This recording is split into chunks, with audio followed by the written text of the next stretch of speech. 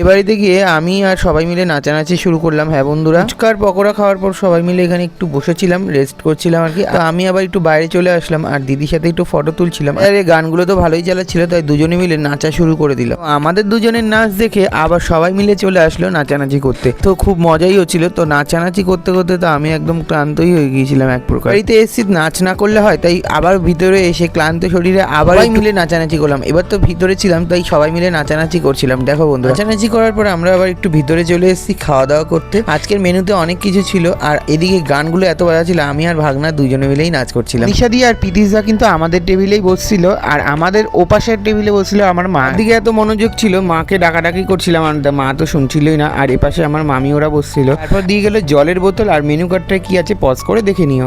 তারপর দিয়ে গেল রাধা বল্লভী, আর রাধা বল্লভীর পিসটা দেখে নাও। তারপর দিয়ে গেল চানা মশলা কষা করে পুরো একদম করেছিল, আর ব্যাপারটা কিন্তু দারুণ ছিল। তো চটপট খেয়ে নিলাম। আরে খেতে খেতে তো একদম এদিকে নাচাচাচি শুরু করেছে দীপা দিয়ে। তারপর দিয়ে গেল বিরিয়ানি, আর বিরিয়ানির কালারটা কিন্তু বেশ ছিল, গন্ধটাও ভালো বেরিয়েছিল। আর এদিকে চিকেন দিয়ে গেল। চিকেনের পিসটা কিন্তু ভালোই বড় ছিল। আর এদিকে সায়ন্ত লেগ পিস ছিটতে ব্যস্ত, আর মনীষা দিয়ে এখানে মাংস নিয়েই নাচানাচি শুরু করে দিয়েছে। আমি একটু মাংসটা খেয়ে দিয়েছি, বেশ সফট আর জুসি ছিল ব্যাপারটা। আলুটাও একদম নরম ছিল।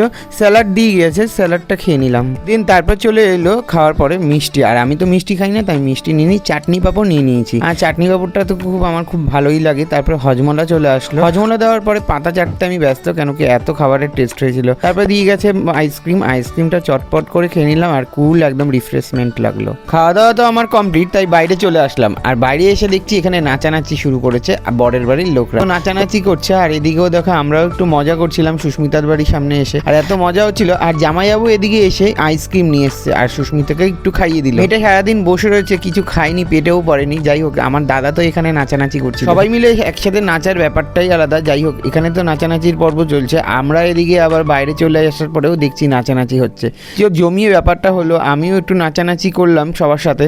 আর এখানে লাস্ট ফিনিশিং কিন্তু বাড়ি যাব, তাও নাচানাচি করছিল। আর বৃষ্টিও যা পড়ছিল বন্ধুরা, এই বৃষ্টির মধ্যে আমরা সবাই মিলে একটু নাচানাচি করছিলাম, আর খুব মজা লাগছিল।